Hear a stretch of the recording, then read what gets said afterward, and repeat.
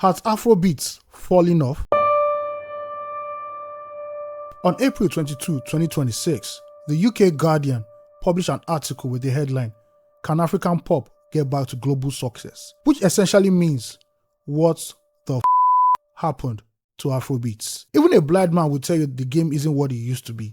Fewer hits and fewer superstars are emerging. What happened to the sound that captivated the global music audience a few years ago? Welcome to the Post-Afrobeats era. Hi, my name is Ayomide Tayo, Nigeria's #1 pop culture curator, and here is my YouTube channel. This is where the best long-form video content on Nigerian music, movies, and everything else is.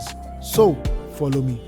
Afrobeats is far from its golden era, which spanned 1999 to 2009, and its global expansion era, which spanned 2012 to 2022. What we have today is a cultural wasteland of mostly forgettable albums and forgettable artists. And this was caused by a few reasons. Let's begin. Yeah, everybody's on their toes right now, trying to save Afrobeat. Afrobeats was once a central hub. Whether you were in Lagos, Kano, Port Harcourt, Ibadan, or in the diaspora, you encountered Afrobeats hit records at roughly the same time. Generational hit records, classic tunes, club bangers like Yahuze, Oliver Twist, Damiduro, Azonto, Ojuelegba, and Wo did not rely on algorithms or niche virality. They were unavoidable. They played on the radio, received heavy rotation on television, and blasted through buses, clubs, campuses, weddings, and street corners. These songs created a shared cultural center of gravity. Even people who were not active music fans knew the biggest records. They knew the hooks, the dances, the artists, and the conversations around them. Back then, music was a unifying national language. That condition has changed. This world no longer exists. A concentrated media ecosystem shaped Afrobeats of the 2000s and 2010s. Radio was dominant. TV stations such as Hip TV, Sound City, MTV Base, as well as terrestrial channels functioned as cultural gatekeepers. Blogs, DJs, club circuits, and Alaba marketers formed a tightly interconnected distribution network. If a record broke through that system, it was bigger than the Super Bowl. Just as important was corporate sponsorship. Telecom giants and beverage brands actively built their distribution system. Artists toured nationally through brand-funded concerts, campus shows, road shows, and festivals. Millions of people saw the same artists in real space, in real time, repeatedly. This infrastructure led to cultural synchronization. When big pop acts dominated, they did so in a system that concentrated attention. A hit song was a national event because the entire ecosystem was designed to funnel attention toward these superstars. That system no longer exists in the same form. Today's Afrobeats operates in a fragmented attention economy. Streaming platforms replaced radio rotation. Playlists replaced editorial gatekeepers. Social media replaced television as the primary visibility engine. An artist cannot accumulate tens or hundreds of millions of streams while being hardly known in Nigeria. This is the first major shift, the collapse of cultural centralization. Today's Afrobeat stars exist in regional popularity, social media bubbles, diaspora niches, streaming micro-scenes, and fandom ecosystems. Good luck being a national superstar in this era. You can't be a top 3, a top 2, or even top 1 without achieving cultural mass. So, today's Nigerian pop stars can be classified into monoculture survivors, fragmented stars, and post-Afrobeats detachers. Examples of monoculture survivors are Asake and Rema. These are artists who still behave like the old Afrobeat superstars, even in a fragmented ecosystem. They can dominate clubs, streets, weddings, radios, and digital spaces. Their music still functions as shared public sound. Their songs still have that communal energy, that immediacy, that allows people to experience them together in physical spaces. Monoculture survivors are rare because the system no longer produces them, but they represent continuity with the old order. Fragmented stars are successful, but only within specific slices of the ecosystem.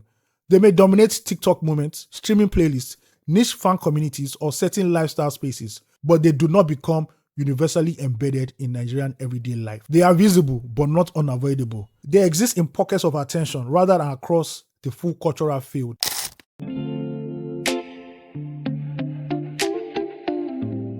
Post-Afrobeats detachers like Thames are artists from the altered subculture who moved away from Afrobeats' core structural logic altogether. Their music often reduces percussive intensity, weakens call and response structures, and emphasizes mood, atmosphere, and introspection over rhythm and communal energy. They retain Nigerian identity markers, accent, slang, or fashion aesthetics, but the music itself begins to align more closely with global alternative pop frameworks. This results in a strong artistic identity, but weaker relevance to mass culture within Nigeria.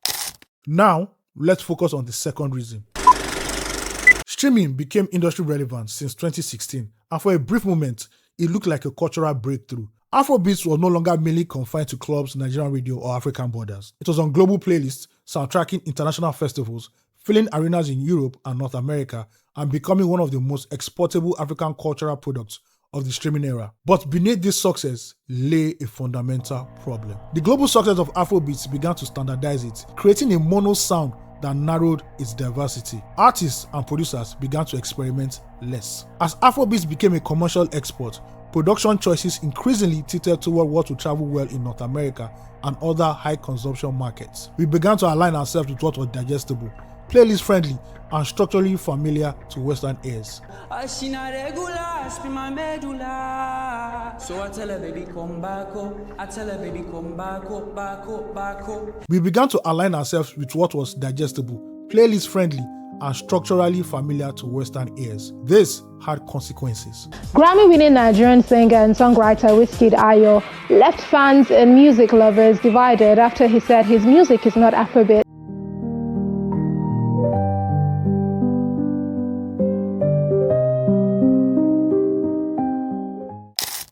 In the pursuit of global scalability, many Afrobeats records began to drift away from the raw rhythmic complexity that once defined the genre's early evolution. Instead, it tilted towards R&B leaning songs and dancehall adjacent rhythms that could comfortably sit within global pop frameworks. The sound became more polished, more uniform, and in more cases, more predictable. Once Afrobeats became a global commodity, it was no longer shaped primarily by the needs of its local audience. It began to respond to the logic of export markets, a growing sensitivity to North American consumption patterns where the almighty dollar outweighs the beggarly naira. Do you know how much a million streams is worth out of Nigeria? Like if a million streams comes out of Nigeria, do you know how much it's worth now? It's $300. No. I'm telling you facts. The result was the gradual flattening of the diversity and local presence. The national audience began to feel a subtle alienation. Because it's important to support our institutions.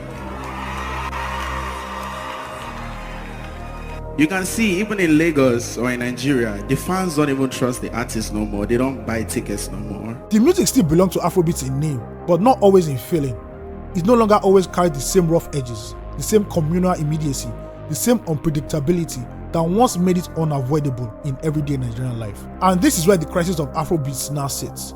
The shifting of the center of gravity away from local cultural experimentation and toward global market compatibility. This is the hidden cost of global success. And this is the second major shift, the commodification of Afrobeats. This now takes us to the third shift.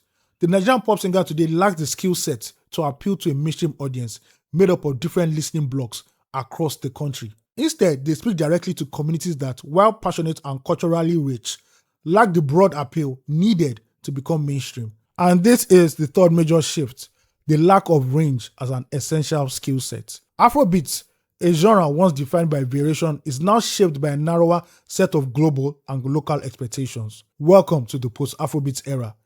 Gone are the days of superstars like Wizkid, Davido, or Burna Boy as universal cultural figures who dominate the full spectrum of Nigerian public life. What remains is a landscape of mini-stars, artists operating within fragmented niches, attempting to break out of a weakened local bubble while navigating a system that increasingly rewards global visibility over domestic consolidation and chasing formulaic international breakthroughs as the primary measure of success. How do we define post-Afrobeats? Post-Afrobeats describes the transition from a centralized Afrobeats cultural economy characterized by shared audiences and concentrated systems of discovery to a fragmented digital ecosystem where attention is distributed across multiple sounds, scenes, and publics. The era is defined by the decline of traditional gatekeeping institutions and the rise of platform-driven discovery mechanisms that reward niche appeal, algorithmic compatibility, and specialized audience formation over the broad cultural reach associated with the previous Afrobeats monoculture. If nobody in the world cares about Afrobeats again, we are fine. We just need to find a way to educate our industry. Yes. Because that's what's going to kill us if we don't educate our guys. Absolutely. 100%. That's powerful. And we shall be here long like Kwamwan in this bitch. Thanks for watching my YouTube essay. If you love content like this and want to support me, you can do this by clicking on my donation link.